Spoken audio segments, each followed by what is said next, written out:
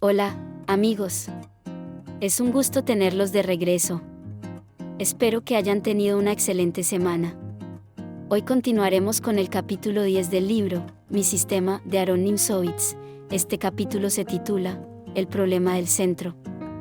El autor comienza el capítulo describiéndonos sus ideas sobre la teoría del juego de posición. Nos explica que, a lo largo del libro hemos visto diferentes temas, a los que él llama elementos. Estos elementos comprenden, por ejemplo, al frenado. El autor nos dice que el tema del frenado ha sido abordado en una forma reducida.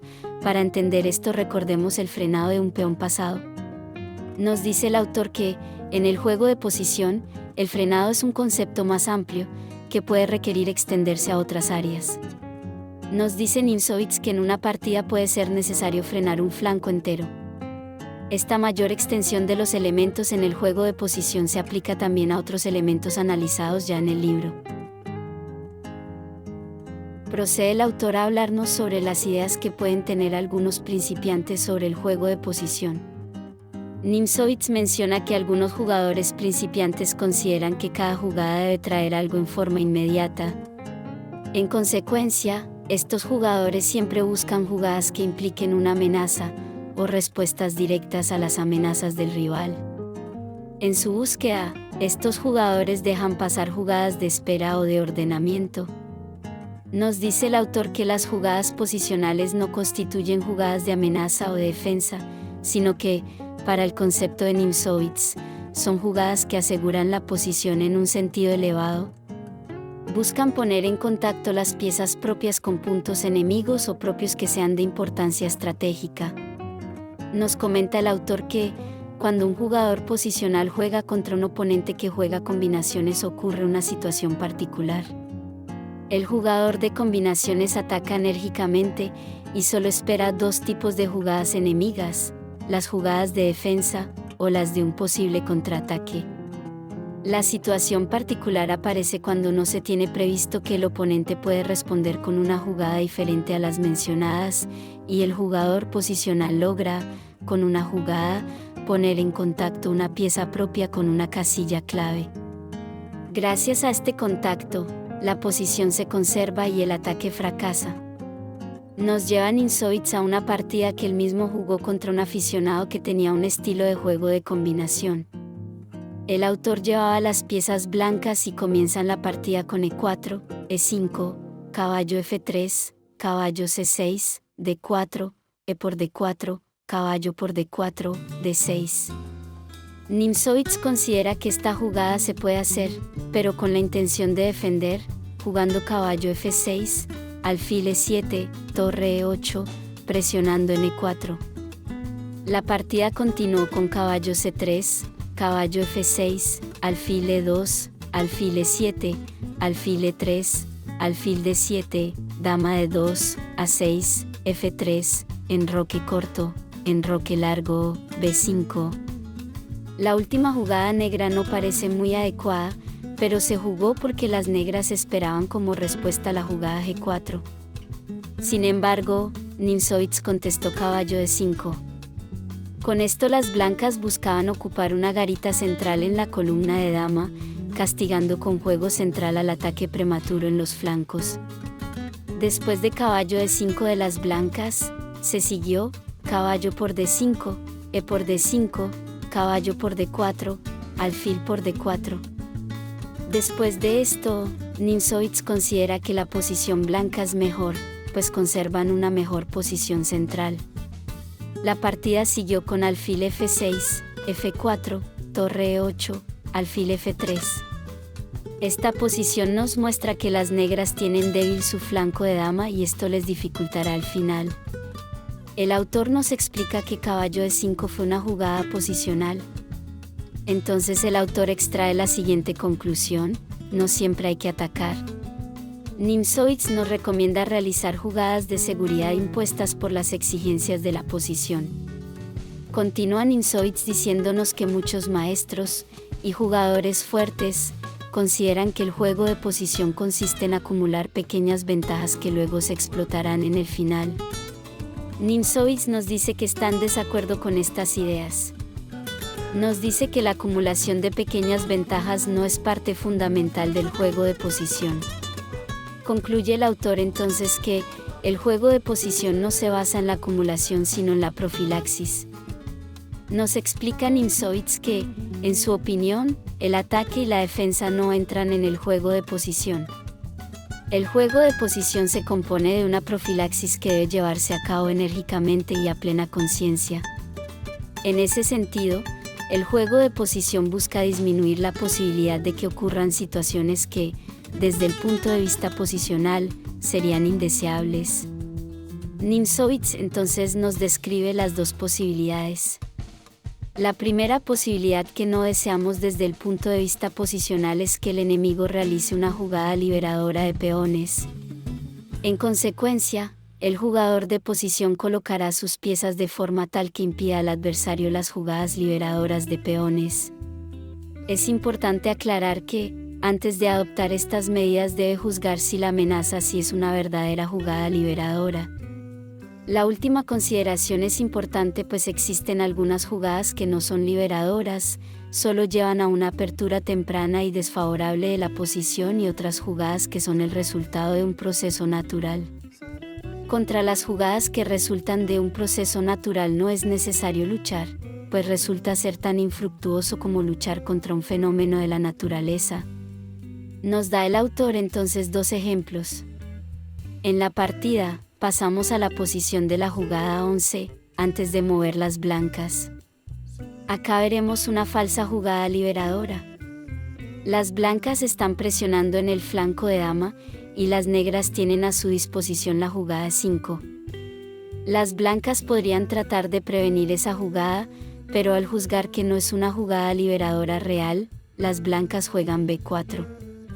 Sigue entonces E5, D por E5, caballo por E5, alfil F4, caballo por F3 jaque, dama por F3, dama de 8, H3, que seguirá luego con torre a D1, y posteriormente la ocupación de la casilla de bloqueo, D4, con el caballo o el alfil, quedando las blancas con un juego superior. La jugada E5 resultó no ser una jugada liberadora pues las negras estaban ya en desventaja de tiempo. El segundo ejemplo surge después de las jugadas E4, E5, caballo F3, caballo C6, alfil C4, alfil E7, D4, D6, D5, caballo B8. Aquí la cadena de peones implica que las negras buscarán jugar F5. Podemos ver que es imposible para las blancas, a la larga, impedir los avances liberadores. En este caso debemos buscar dificultar la maniobra, sin empeñarnos ciegamente en impedir el avance. Si las blancas jugaran alfil D3, caballo F6, H3, enroque corto, G4, las blancas pierden cualquier ventaja y no estarían jugando de acuerdo con la posición. Es mejor que las blancas jueguen, en la sexta jugada, alfil D3, caballo F6, C4, enroque corto, caballo C3, caballo E8, dama E2, F5. Después de esto se sigue por F5, alfil por F5, alfil por F5, torre por F5, caballo E4. Con esto el autor nos indica que la obstrucción a las jugadas liberadoras debe hacerse, siempre que sea posible, pues es de máxima importancia en el juego de posición. Esta obstrucción al juego del oponente Nimzowitsch la denomina profilaxis hacia afuera. La segunda posibilidad que no deseamos desde el punto de vista posicional es que nuestras propias casillas estén débilmente defendidas. Las medidas posicionales en este caso son denominadas por Nimzowitsch como profilaxis hacia adentro. Él nos explica que el problema está en que las piezas defiendan de forma eficiente las casillas de importancia estratégica. En este sentido Nimzowitsch considera necesario sobredefender estas casillas. En otras palabras, él recomienda entonces defender estas casillas más de lo que el ataque exige. Nos dice que en estos casos conviene almacenar defensa.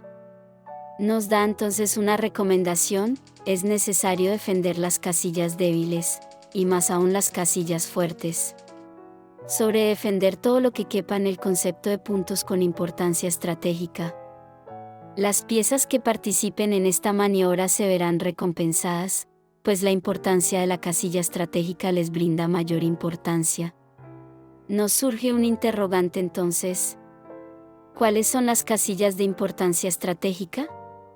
El autor nos da dos observaciones sobre esto. En la primera nos recuerda que, al analizar el peón pasado concluimos que las casillas de bloqueo son buenas, desde todo punto de vista.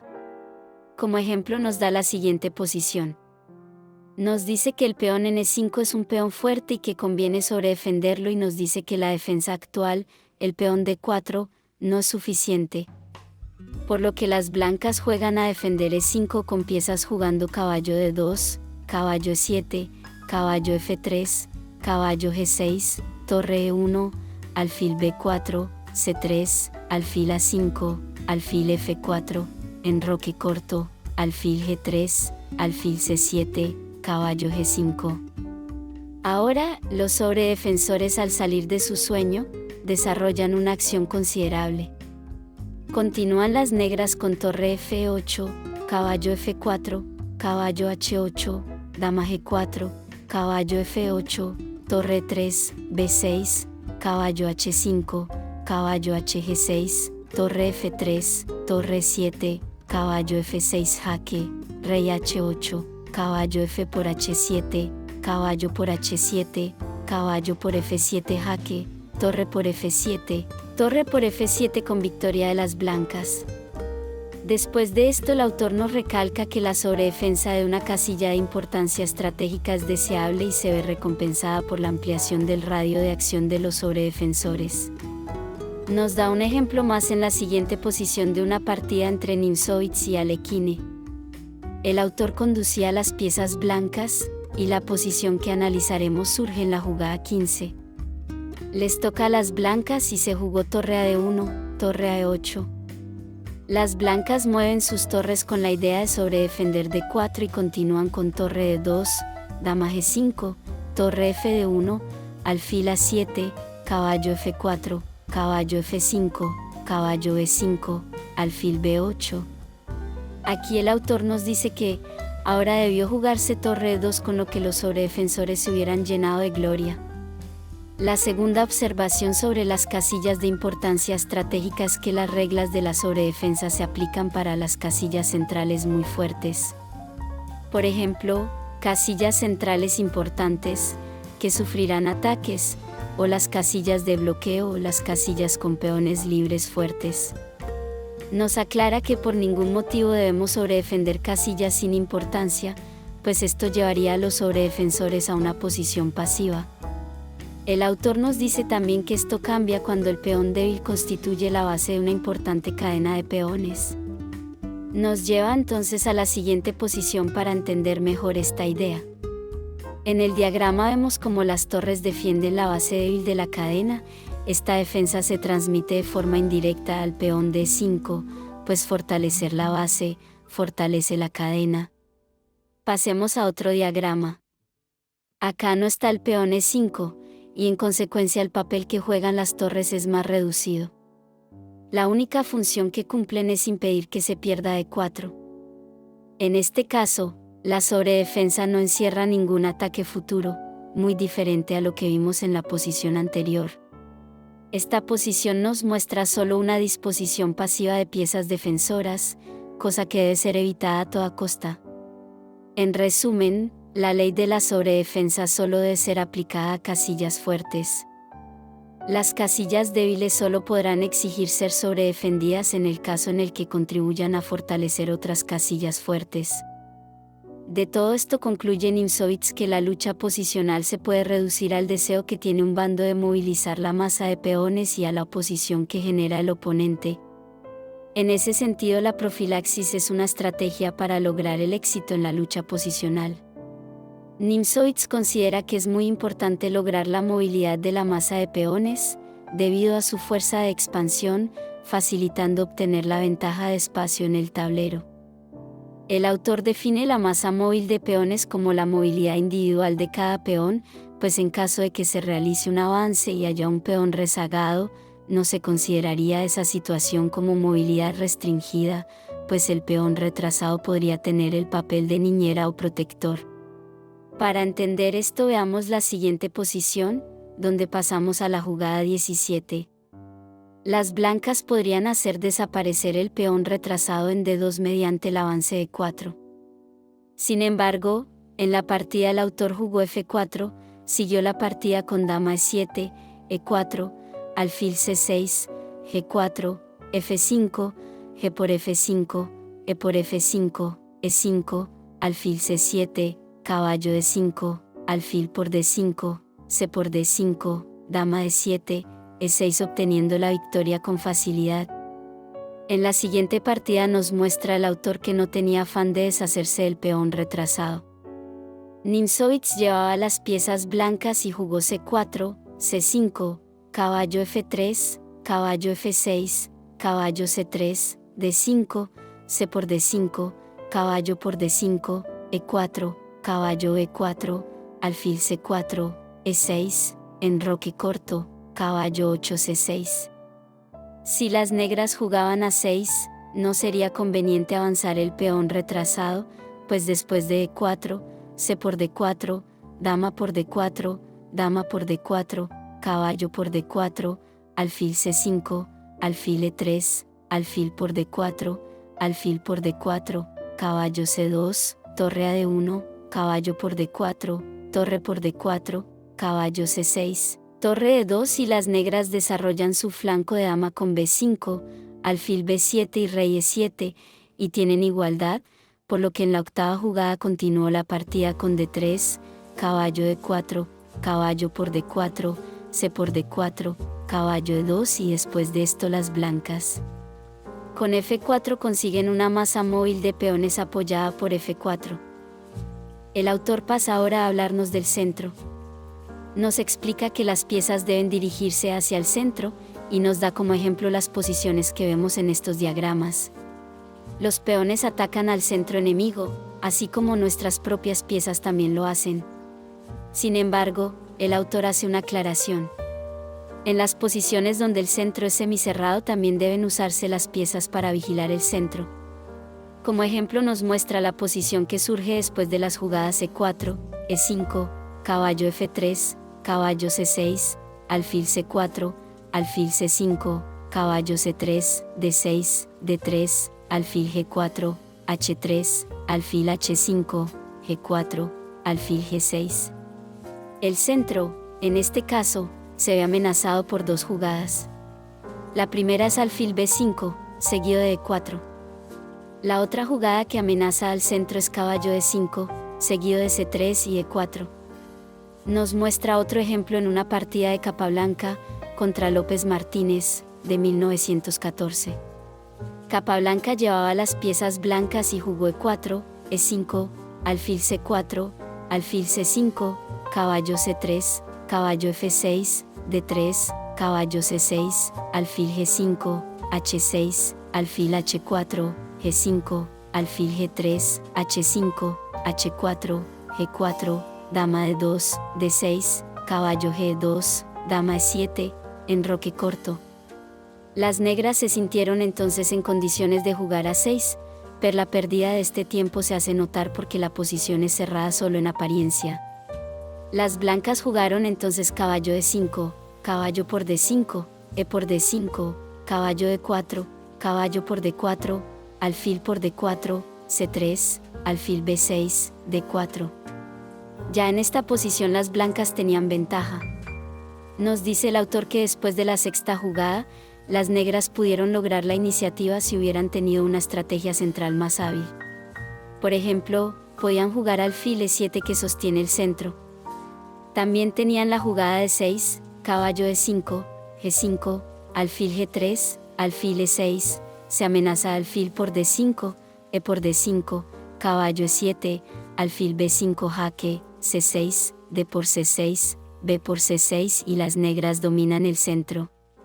Otra posibilidad para las negras en la sexta jugada era caballo D4, caballo D5, G5, alfil G3, C6, caballo por F6 jaque, dama por F6, C3, caballo E6, H4, D6 seguido de alfil D7, enroque largo y un oportuno caballo F4 dándole a las negras una mejor posición central. Todos los casos que menciona el autor muestran que la función de los caballos en C3 y C6 no se reduce a limitar el avance del peón D, sino que también son piezas que pueden iniciar una invasión central jugando a D5 o D4. El autor nos dice que la mayoría de los jugadores aficionados no seguirá una estrategia de juego central, sino que realizarán un viraje prematuro a alguno de los flancos. Nimzowitz nos dice que las maniobras hacia los flancos deben tenerse en cuenta, pero solo cuando se haya retirado del centro un gran número de piezas. Para entender esto mejor, nos muestra las siguientes jugadas: E4, E5, caballo C3, caballo F6, alfil C4, alfil C5, D3, caballo C6, F4, D6, F5. Esta jugada constituye un error y era más correcto caballo F3. Ahora imaginemos el plan de las negras, sin mover las piezas blancas. El segundo jugador puede continuar con caballo E4, C6, B5, A5, dama B6 y en el futuro un oportuno avance en D5, consiguiendo un fuerte juego en el centro y el flanco de dama. En cuanto a los virajes hacia el flanco, Nimzowitz nos hace más advertencias sobre sus peligros. Nos lleva a otra partida con las jugadas E4, E5, caballo F3, D6, D4, caballo F6, D por E5, caballo por E4, alfil D3, caballo C5, alfil F4, caballo por D3 jaque. Acá las negras pudieron jugar diferente, con las jugadas caballo E6 y E5 podrían fortalecer su centro y usan el caballo como bloqueador elástico. Después de la sexta jugada, las blancas continuaron con dama por D3, caballo C6, enroque corto, alfil E7, E por D6, alfil por D6, alfil por D6, dama por D6, dama por D6, C por D6, torre E1 jaque, alfil E6. Las blancas se desvían del centro con caballo G5, rey D7, C3. En la jugada 12 las blancas pudieron continuar con una estrategia central jugando caballo C3, con la idea de caballo E5 y luego caballo E4 con centralización de sus piezas y juego sólido. Nos muestra el autor ahora una partida jugada entre Bernson y Burulf en 1920. La partida empezó con las jugadas D4, D5, caballo F3, caballo F6, alfil F4, E6, E3, C5, C3, B6. Nimzowitz considera esto un error y recomienda caballo C6, caballo BD2, alfil E7, H3 para prevenir caballo H5. Siguió alfil D6, caballo E5, alfil por E5, D por E5, caballo E7, caballo F3 desarrollándose una lucha por la casilla E5. Nimzowitz recomienda acá continuar con A6, alfil D3, F6. No jugar dama C7, enroque corto, caballo D por E5, caballo por E5, caballo por E5, dama H5 y ganan las blancas. Después de la jugada 11 F6, se sigue por F6, dama por F6 y las negras con E5 conquistarán la casilla E5. La partida continuó en la sexta jugada con caballo BD2, alfil D6, caballo E5. Acá Nimzowitz recomienda alfil B5 jaque, alfil D7, alfil por D6, alfil por B5, D por C5. Después de la séptima jugada blanca siguió alfil por E5, D por E5, caballo F7, dama G4, torre G8, caballo F3, caballo C6, alfil D3, caballo F8, caballo G5. Las blancas con esta jugada cometen un error estratégico, dándole menos importancia a la casilla 5 que es la clave de toda la posición. El ataque no debe conducirse de forma en la que la casilla 5 se debilite. Nimzowitz recomienda sobre defensa con enroque corto, alfil B7, B4, C4. No jugarse por B4, C por B4, caballo por B4, alfil G5 ganando pieza o con consecuencias serias. Se puede seguir después de C4 con alfil C2, dama D7, A4, A6. Si las negras juegan enroque largo, se puede seguir con A5, B por A5, B5 con ataque ganador. Entonces después de A6 se sigue con E4, enroque largo, alfil E3, rey C7, A5 con ataque decisivo. La partida continúa en la jugada 12 con dama C7, alfil por H7, torre H8, alfil C2, alfil B7. Nimzowitsch dice que las negras debieron tratar de conquistar la casilla E5 jugando caballo por E5, dama G3, F6, caballo F3, caballo por F3 jaque, dama por F3, E5, dama por D5, alfil B7, alfil A4 jaque, rey E7 y las negras ganan la pieza. Otra posibilidad es que en la jugada 14, luego de caballo por E5, sigue alfil A4 jaque, rey E7. Sin embargo, una mala respuesta en la jugada 15 hubiera sido alfil D7 porque las blancas con alfil por D7 jaque, caballo F por D7, caballo por E6, F por E6, dama por E6 sacrifican una pieza, pero compensan con 3 peones y fuerte ataque. En conclusión, vemos que después de la jugada 14, con rey E7 las negras pueden lograr excelente juego. Hasta el momento, en la partida ha habido 2 acontecimientos estratégicos importantes. El primero fue la quinta jugada negra B6 que no contribuye en nada al problema del centro, lo que permitió a las blancas tener un fuerte centro. El segundo acontecimiento está representado en la jugada 12 de las blancas, donde se despreocupan de la casilla 5. Si el juego negro hubiera sido correcto, las blancas habrían perdido sus ventajas. Con esto Nimzowitsch nos muestra la influencia de la estrategia central. La partida siguió con caballo F3, G6, alfil G5. Las blancas sacrifican su posesión más preciada desde el punto de vista posicional, la casilla E5. Los sobredefensores caballo F3 y alfil F4 debieron permanecer en sus puestos. Las negras continúan caballo por E5 mostrándose valientes, sigue caballo por E5, dama por E5, H4. Las blancas deberían tratar de reconquistar la casilla E5 mediante alfil F4, dama H5, dama G3, F6, alfil D6 y a las negras les resultará muy problemático mantener el control de E5 debido a las amenazas que acechan. La continuación de la partida les permite a las negras asegurar su posición. Juegan B5. Esta jugada es una pérdida de tiempo, debilita C5 y les permite a las blancas jugar A4. Nimzowitsch dice que era más acertado caballo D7, alfil A4, F6, alfil F4, dama E4, alfil B5, G5 o también enroque largo con lo que las negras quedan bien. La partida continúa en la jugada 19 con enroque corto, caballo H7, alfil F4, dama H5, dama por H5, G por H5, A4, alfil C6, alfil E5, F6, alfil D6, B por A4. En caso de C4, A por B5, alfil por B5, torre A5 quedando las blancas con fuerte juego en la columna A.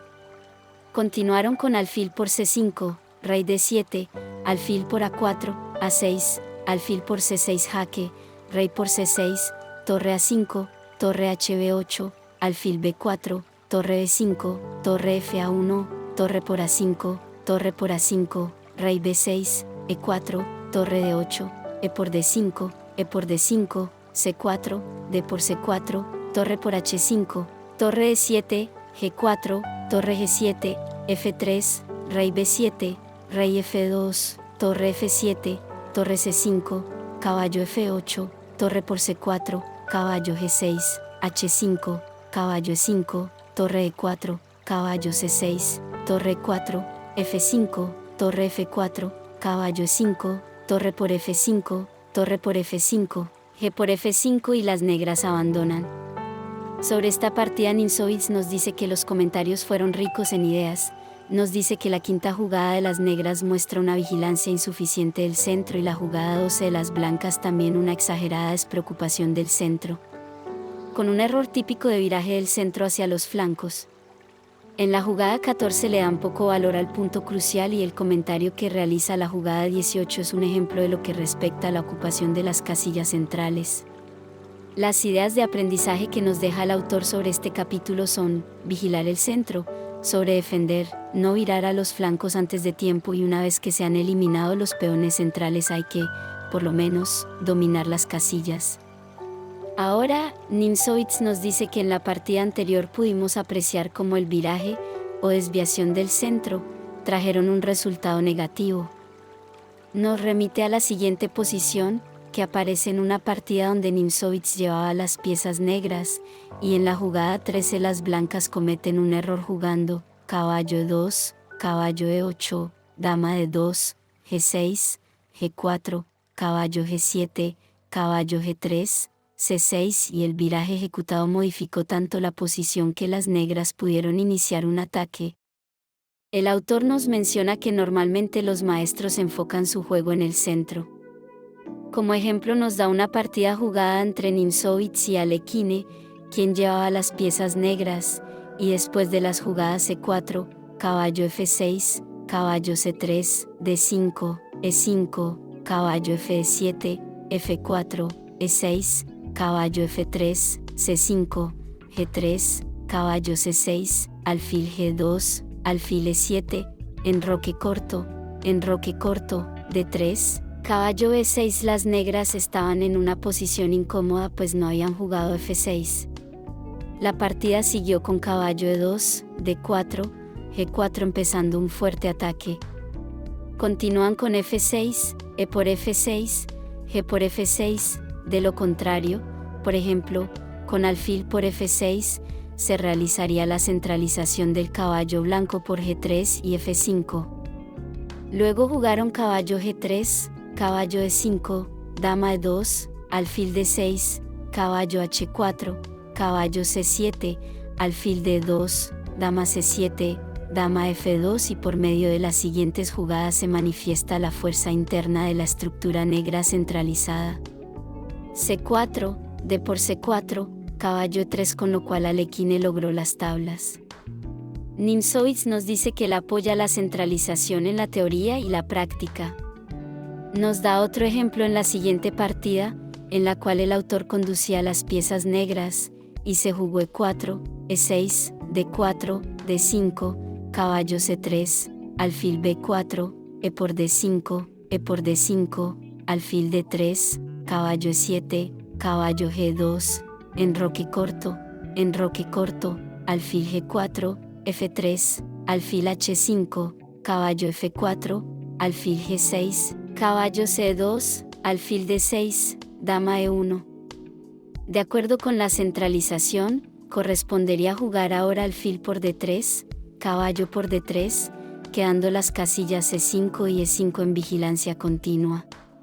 Pero la jugada que siguió la partida fue C5, D por C5, alfil por C5 jaque, rey H1, caballo S6, alfil D2, torre E8, caballo por G6, H por G6, formándose una casilla fuerte en F5. Las blancas jugaron F4, aunque hubieran podido seguir con dama H4, caballo F5, dama por D8 y torre por D8, con lo cual las negras hubieran tenido una leve ventaja en el final. Después de F4 de las blancas, continuó la partida con caballo F5, C3, D4, C4, dama B6, torre F3, alfil B4 para despejar la casilla E3. Juegan A3, alfil por D2, dama por D2, A5 con la intención de frenar el flanco de dama blanco. Luego siguió caballo G1, torre 3, dama F2, torre A8, torre E1, dama B3, torre E2, caballo E6, C5, caballo C4, alfil por C4, dama por C4. El peón blanco de C5 es débil, el alfil bloqueador en D3 fue eliminado y la acción central es cada vez más molesta para las blancas. Siguen jugando torre C2, dama E5, torre C1, dama E4 completando la centralización. Las blancas sacrifican un peón con F5 buscando contrarrestar la creciente presión en la columna E, pero las blancas pierden el final después de torre por F3, caballo por F3, dama por F5. Y así como muestra esta partida, nos refiere el autor que son numerosos los ejemplos de centralización en la práctica de los maestros. Nos dice que el jugador central posee las mejores probabilidades y nos da el siguiente principio: el juego en la columna central vence al ataque de flanco. Nos muestra la siguiente posición como ejemplo del juego central venciendo al juego lateral. Acá nos dice que el ataque negro siempre fracasará, pues las torres negras tienen la obligación de defender la séptima y octava filas contra la irrupción de las torres blancas listas para atacar. Además, hay una protección insuficiente de la casilla 5, y el caballo blanco, bien centralizado, contribuye al ataque. Pasa ahora a mostrarnos toda la partida que jugó Nimzowitz con las piezas negras contra Rubinstein en 1912. Empiezan con D4, caballo F6, C4, D6, caballo F3, caballo E7, caballo C3, E5, E4, alfil E7, alfil E2, enroque corto, torre E8, dama C2, alfil F8, B3, C6. Otra opción hubiera sido G6, seguido de alfil G7. La partida continuó con alfil B2, caballo H5. Este fue un error, el viraje al flanco prematuro. Las blancas jugaron G3, caballo B8, torre AD1, dama F6, caballo B1, alfil H3, torre FE1, caballo F4. Nimzowitz había calculado que podría llevar el caballo a esta casilla, cosa que lamenta, pues la desviación del centro le costó la partida. Las blancas contrarrestan con juego central el viraje de las negras, jugando D por E5, D por E5, caballo por E5, torre por E5, alfil F1, caballo D7, dama D2. Las piezas negras del flanco han quedado en el aire. Alfil por F1, torre por F1, caballo H3 jaque, rey G2, caballo G5 amenazando mate en 2. Sigue el juego con F4, dama G6, F por G5, torre por E4, dama por D7, torre E2 jaque, torre F2, dama E4 jaque, rey G1, alfil C5. Un error grave, las blancas tienen mate en 2, y aunque se equivocaron, quedaron con ventaja y terminaron obteniendo la victoria. Termina la partida diciéndonos Nimzowitz que esta fue la peor derrota en toda su carrera. Continúa el autor hablándonos sobre el llamado abandono del centro. Nos dice que, años antes de publicar su libro, Mi Sistema, había dicho que el centro no necesita ser ocupado con peones. El autor aseguraba que las piezas dispuestas en forma central o las líneas dirigidas contra el centro podían reemplazar a los peones. Lo fundamental era frenar a los peones centrales enemigos. Nimzowitz nos remite a un artículo que publicó sobre el tema. En este artículo nos dice que las negras, después de las jugadas E4, E6, D4, D5, caballo C3, al jugar D por E4, realizaban lo que se conocía como abandono del centro. Sin embargo, Nimzowitz dice que este concepto se basaba en una idea errada del centro. Nos recuerda que la definición de centro corresponde a la parte media del tablero con sus casillas. Y aquí hace especial énfasis, pues la definición cubre las casillas, no los peones del centro. Nos dice que una posición central fuerte facilita el juego y permite las acciones en los flancos, y que un centro débil afecta negativamente toda la posición. Nos remite a la siguiente posición y nos hace la pregunta: en estas posiciones, ¿la presencia del peón en D4 justifica hablar de ocupación del centro? Nos da entonces una alegoría que ilustra su idea. Si en una batalla en la que se trata de conquistar un campo abierto, sin fortificaciones, y se consigue colocar un puñado de soldados, sin poder impedir el obstinado tiroteo del enemigo, ¿se puede hablar de verdadera conquista del campo? Nos dice que la respuesta a esta pregunta es no. Entonces nos dice que la sola presencia del peón en D4 se comporta igual. De esto concluye que las negras cuando juegan D por E4 no están abandonando el centro, pues el concepto de centro y dominio del centro es más amplio. Ahora, los peones son las piezas más indicadas para estabilizar una formación central, pero las piezas ubicadas en él también pueden reemplazarlos, e incluso la presión que ejercen las torres o los alfiles sobre el centro enemigo pueden surtir el efecto deseado. Nos dice que un peón en el centro puede formar el centro, pero también constituye un impedimento, pues la actividad en el centro no depende de los peones que lo ocupen. Nos da ejemplos en esta posición en la que los peones negros están bloqueados por el caballo blanco. Nos da otra posición, en la jugada 18, en la que los peones aislados también están bloqueados. Con estas posiciones de ejemplo nos dice que no se gana nada contando el número de peones en el centro. Veamos otra posición. Aquí también nos muestra que las piezas bloquean a los peones enemigos en el centro y no es necesario contar los peones en el centro. Con esto concluye la parte teórica del capítulo. Las partidas ilustrativas del final del capítulo las analizaremos por separado. Terminamos el capítulo con un resumen que nos da el autor con conceptos que definen el camino para el dominio de juego de posición.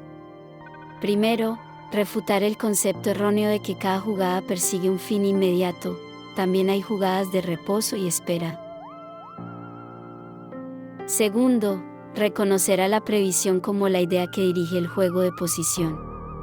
Es decir, se deben contrarrestar las jugadas enemigas de liberación y evitar la desorganización interna conservando a las piezas propias en contacto con casillas estratégicamente importantes.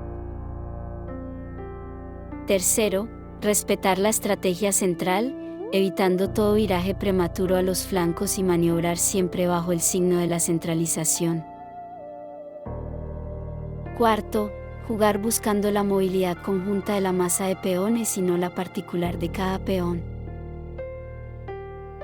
Quinto, acostumbrarse a considerar el dominio del centro como un asunto de frenado, donde la cantidad de peones en él no es decisiva. Sexto, no es el ataque, ni la defensa, sino la consolidación la que da el carácter específico al juego de posición. El capítulo 10 nos ayuda a trabajar, fortalecer y comprender mejor el que sería, tal vez, el punto más importante del juego estratégico. Continuar con la práctica y estudio de los elementos mencionados nos permitirá fortalecer nuestras estrategias de apertura y medio juego, y con ello, mejorar nuestros resultados. Como siempre, les agradezco mucho su compañía en este camino recorriendo las páginas de este libro, en el que vemos la teoría desarrollada por Aaron Nimzowitz y que disfruto mucho releyendo. Confío en que ustedes lo disfruten tanto como yo. Por ahora me despido, les envío un abrazo, nos vemos en un próximo video y no olviden hacer a alguien feliz hoy. Bendiciones.